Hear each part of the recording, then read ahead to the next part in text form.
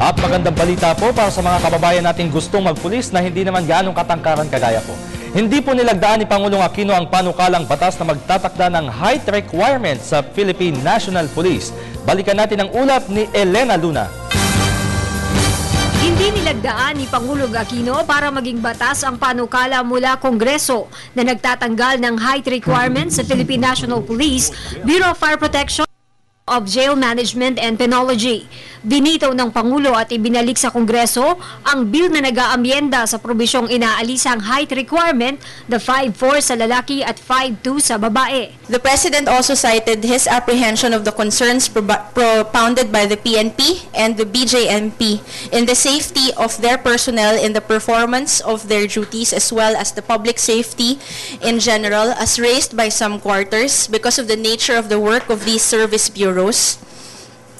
By way of guarding detainees or escorting criminals, our jail officers must possess the necessary physical attributes to perform their functions effectively. This also applies to our firefighters and to our law enforcers. Nilinaw ng palasyo ang ginawa ng Pangulo ay hindi naman discriminatory o panghahamak sa mga ipinanganak na hindi matangkad.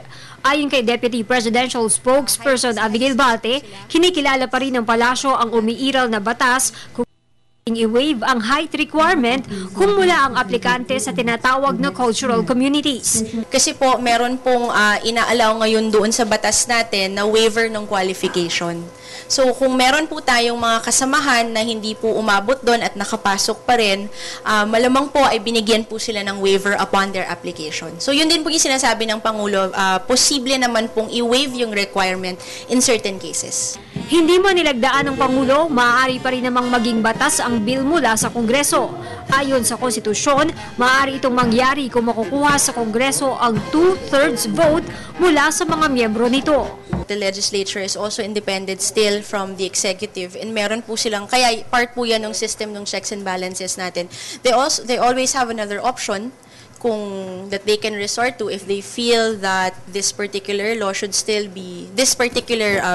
still be passed into law. Para sa Telebisyon ng Bayan, Elena Luna.